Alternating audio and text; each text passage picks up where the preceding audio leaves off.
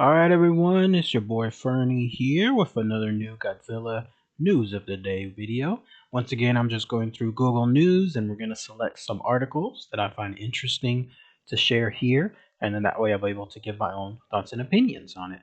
I had my other inaugural video done the other day. I had some fun doing that, so I thought I would go ahead and do this other one here. Let me know what you guys and gals think with regards to this series. Again, it's just me live streaming myself reading these articles and then giving my opinions on them. So I'm on the home page for Google News. This one looks interesting. Box office, Wicked opens to record-setting 114 million. I do like reading about Hollywood news.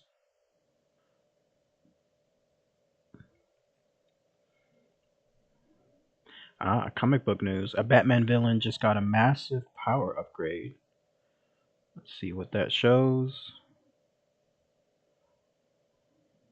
Again, no politics. I'm not listening or posting anything regarding politics here.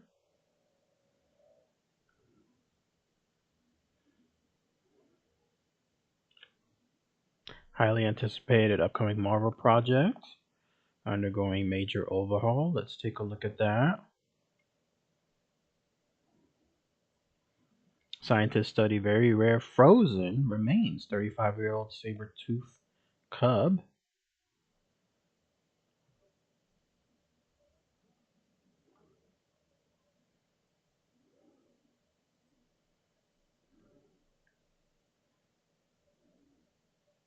And that's good. Let's go to the US side. Again, no politics. Well, for no politics, there are a bunch of political news.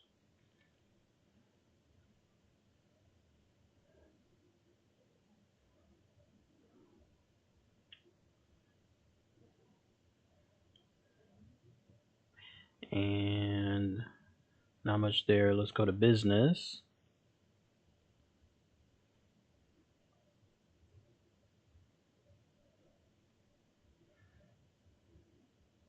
Tortilla strips in 22 states. All right. Maybe about one or two more articles. Shoppers struggling with inflation. Yes. Let's talk about that.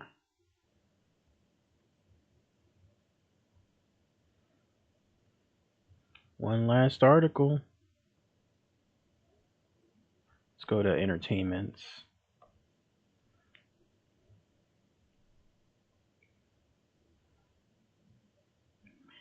Yellowstone. Nah, I don't watch that show.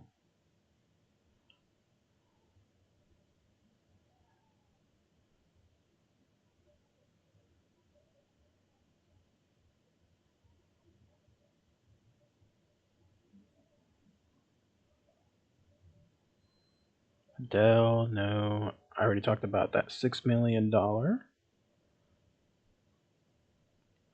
artwork from the other day.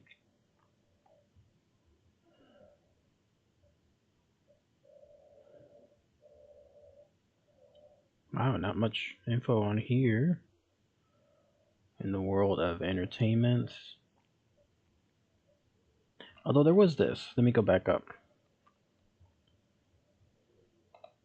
Color grading, muted colors on that Wicked film. So this is news on Las Vegas side.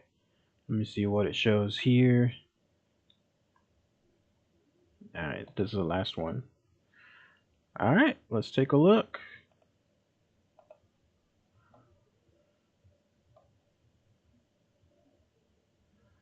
Sorry about that, folks. Sometimes the web pages take a little while to load up. My computer is fine. It's just that there's so many ads. So Oyo becomes the latest Las Vegas casino to charge for parking. Let's talk about that here.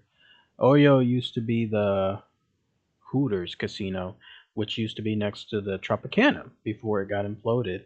I've only been to that hotel once. It was for a show, and it was all right. I mean, I didn't mind that place. Got to see a show. Got to see a show with Randy there, a comedy show. So that was really fun. But Oyo is the one that took over, And even then, before then, with Hooters and now Oyo, it seems to be on the lower end of Las Vegas hotels. Like if you want something that's cheap and close to the strip, that's what you get. Oil now charges via parking app $13 for up to 3 hours. So I did not know that. I thought they already had paid parking. But no, it looks like they were one of the last free ones. After that, it charges $18 for 24 hours for 7 days, $126. Yikes. So parking in Vegas is a big controversy. It's just another item that people say is getting out of hand. People are stating that Las Vegas is getting too fee crazy, and this is just another one. And I don't know, like it's give or take. If you can't set it up where you're paying for parking, then it can become a free for all. How do you know that the people who are there to park are at the hotel to visit the hotel and so on? And if not, then that's just the way business works, right? Like if you're not there at the hotel, then that's how it is with public parking. But here in this case, it shows an example to 3 hours, 1 day, 2 days, 3 days, 4 days, 7 days. Yikes. Let's see if it says that if you're a guest, then you can get it free. For the time being, however, Oreo will still validate parking at its Players Desk Club, so that sounds like if you're a guest, you should be good. It says your free parking is available at most strip resorts to locals, but only for the first 3 hours. I wonder if that's the case there too.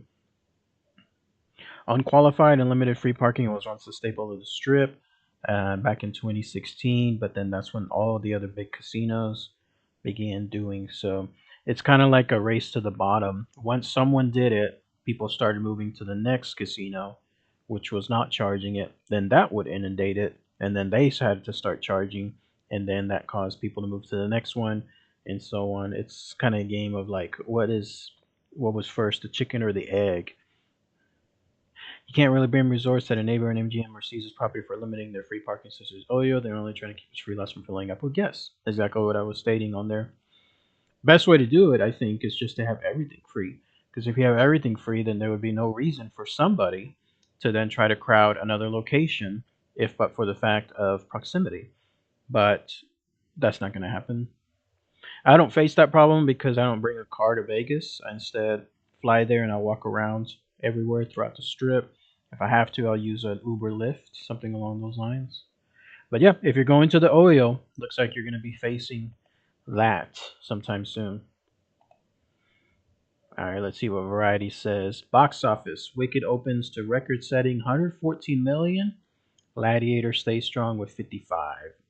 I have not seen either film. I do not plan on seeing either film. They don't attract my attention. I haven't even seen the first Gladiator. I'm probably one of the few people alive that hasn't seen it yet. It just again just doesn't pique my interest. Wicked did 111 million over the weekend from 3,888 theaters. That's huge. It's the third biggest debut in the year from Deadpool and Wolverine and Inside Out. It's the fourth biggest start of a musical. And along with international box office of 50 million, the total is 164 million. That's huge. That is really big considering it's a musical. Not too many musicals have that kind of an impact, but here you definitely have box office records being broken. While Wicked was courting women, nearly 75% of ticket buyers, that's not hard to expect. Men turned out in full force for the Gladiator movie, Gladiator 2. Landed in second place with 55 million. And what did it have overseas?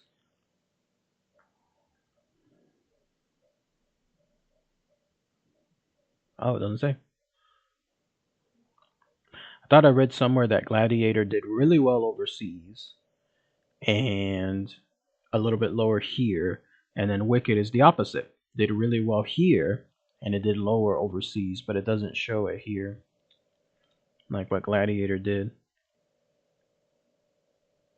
But overall, a big box office. And then Thanksgiving is coming up, so that means there's going to be a lot more people going to the theater. I don't go to the theater to the movies during opening day of movies. I like to wait, if at all, towards the end, like when it's the last couple of weeks, so that way I'm pretty much the only one there.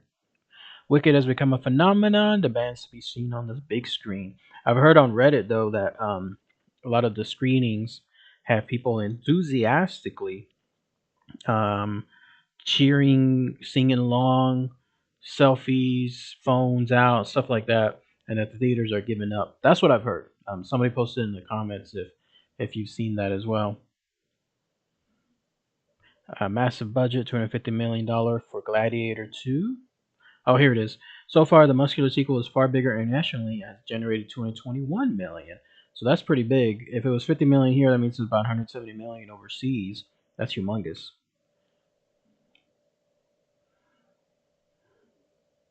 Red 1 dropped to number 3 with 13.3, 59% decline. Ouch.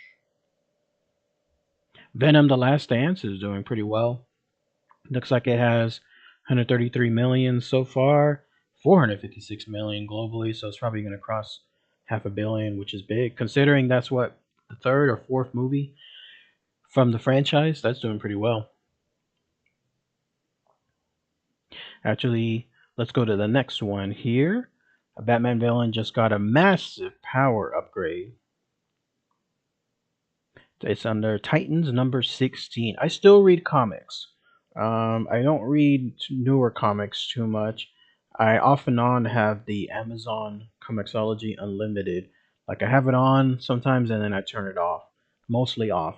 But I read a lot of the older stuff, a lot of the older comics and then the graphic novels that I get at the Comic Cons, the cheap ones. So I still love reading news though associated with comic books. So let's see what it says. Titans number 17. He's using a new power against them, the power to search through their enemies. That's called from the Clock King. Who is the Clock King? Does anybody know? There have been three Clock Kings over the years. The villain mostly known as one of the lower foes the Batman faces.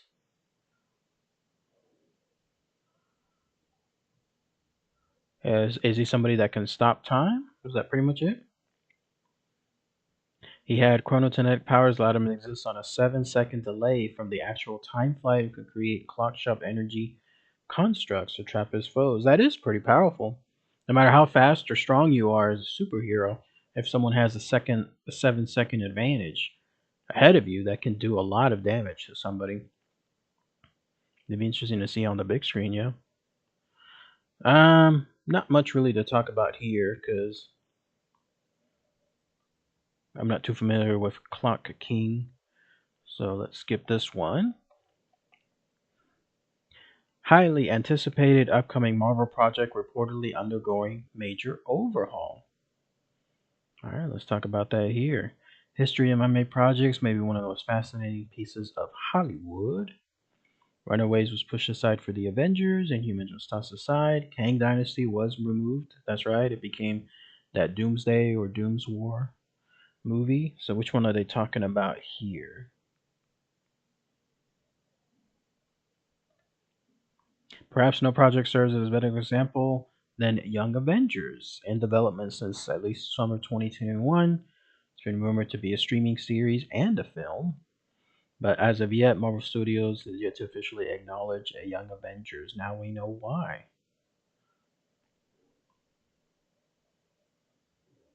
So the studio has slowly begun to turn its attention to the future, and Young Avengers has found its way in the crosshairs of Parliament. Um,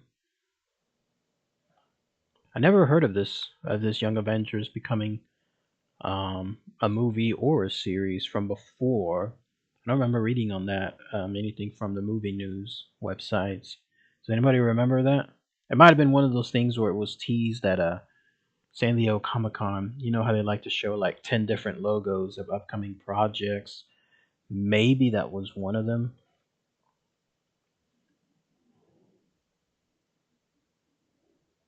And the other problem is Young Avengers can only stay young so long, right?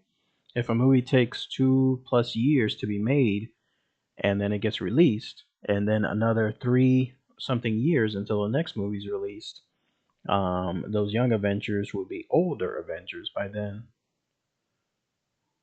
I think that's why like the Teen Titans movie hasn't been made for the longest time either.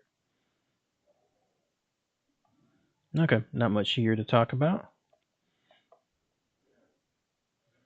Oh, I got to disable my ad blocker. Can't do that. Next one. Tortilla strips in 22 states contain wheat allergen. Anyone eat tortilla chips? I do not, but I'm sharing it here just in case. Sugar Foods said it is recalling fresh gourmet tortilla strips Santa Fe style after several customers reported that their store bought pouches contained crispy onion strips rather than the expected product. Oh, so they opened up the bag and instead of what? Tortilla strips, it was onion strips? Wow, that's new. Normally, sometimes it's like something is in the food, like lead or some other type of poisoning by accident, of course, but something serious. But here in this case, it was a completely different ingredient. Made an announcement from the company that the mix-up has led to contamination of an undeclared wheat allergen, since the crispy onion chips contain wheat, which is not listed. That could be serious, because yeah, I was just thinking that this put customers with wheat allergies at risk. If anybody has a severe allergy, and they're eating something that they think is the right thing but it's not, then that could easily be a problem. So look out for this, guys. Affected products have UPC code 787-359-175-046. Best by date of June 20th, 2025. So if you have one of these, and you have that type of allergy, then throw them out. Again, I do not eat tortilla strips, and I don't think at restaurants I don't eat anything like that either. So, and I don't have any. Shoppers struggling with inflation being selective. This I can see. Shoppers are struggling with inflation going into this holiday season, remaining selective. While inflation is well below its 9.1% high from June, it remains slightly above 2%. This holiday season shopping is a huge opportunity for companies to make profit while boosting the economy. Consumer spending makes up over two-thirds, but they're still feeling the pinch, which will affect how they'll shop this holiday. Black Friday is on November 29th, but retailers have opted to start sales earlier. So I can see this. It says here, holiday shoppers likely increase their budget this year versus last year, but remain selective and are looking for discounts. Ding, ding, ding, ding. Absolutely. That's it right there. People want to shop, right? They want to be able to buy things. They want to buy Christmas gifts, family, friends, coworkers, whatever's happening. And at the same time, they want to make absolutely certain that they get the best deal. So they're not just going to splurge on whatever is out there. They're going to compare, they're going to look online, they're going to find coupons, sales, discounts, wait for those opportunities, and then get more bang for their buck. That is perfect. That's what I'm going to do as well. I'm still going to buy, I'm still going to be able to buy all those gifts, but at the same time, I want to make sure I get the best that I can. I've already actually purchased some Christmas gifts. I like to buy things ahead of time. Um, Bought some from Temu as well. Great website, by the way. You've seen some of my Temu hauls from before. I have another one that I'm going to be making sometime soon. So a lot of good holiday gifts are there as well. And this is what the article is stating. People are absolutely going to try to find the best deals. It's easy to be excited about inflation coming down, but consumers are still really under pressure. Yep, yep. Economy is not saying any signals that we need to be in a hurry to lower rates. Strength of our currency gives us the ability to approach our decisions carefully. Agreed. So you see it too. Like obviously the shops are full. People are shopping. You go to any store, there's still crowds. You online, there's still a bunch of offerings there. So the buying is there. It's just again people are absolutely making certain that they're picking the right thing. This one I wanted to pick is because let's see if it says what I'm thinking. Apparently, Wicked's muted colors make it more like our desaturated reality. Wicked has clicked, or should we say glitz, with moviegoers defying gravity to an estimated that's enough money, so and so. In his review, critic Jesse Hassinger found the film's color grading ranked amongst its most significant problems. Dim contrast, washed out pinks and greens, and the kind of overall white haze overcast look like renders. Image is clear but utterly muted. So I've noticed this as well. A lot of movies these days, and this is something that people on Reddit mention as well. Even an actor, Thomas Jane, mentioned it at a Comic Con from a couple of years back. I don't know why, but so many movies now have some weird, strange saturation to them. Instead of looking like real movies with real lighting and make it more impactful, they have to turn it some bluish, greenish, brownish hue of some sort. Like, you'll notice once you see it, you can't unsee it. Um, Thomas Jane made a great point. He said, "Why did that happen? Like when movies were the opposite when it was filmed as a real setting with real lighting and so on, that made you believe it more." He gave the example of The Exorcist. He said, The Exorcist is so scary because it looks so real. It looks like a hallway, it looks like a bedroom, and so on. If it was in today's world, in today's movies, you would have it so dimly lit with strange colors around the hallway, around the bedroom, and so on, that it just wouldn't look real, and it puts you out of out of a state of mind, like your suspense of your belief in that film is suddenly in a different place. And that's what it looks like here. Despite insisting that there's color all over it, she maintains they want to immerse people with Oz and make it real, a fake place. She believes it allows viewers to experience Oz unlike anything before. Okay, I can kind of give that. This is obviously the Wizard of Oz, or something along those lines. This is where it's not a real world, it's a fake world. But you know what I mean? Like if you see other films in that same type of weird saturation, why? Why does that happen? Somebody mentioned it one time too. It was it in a Comic Con?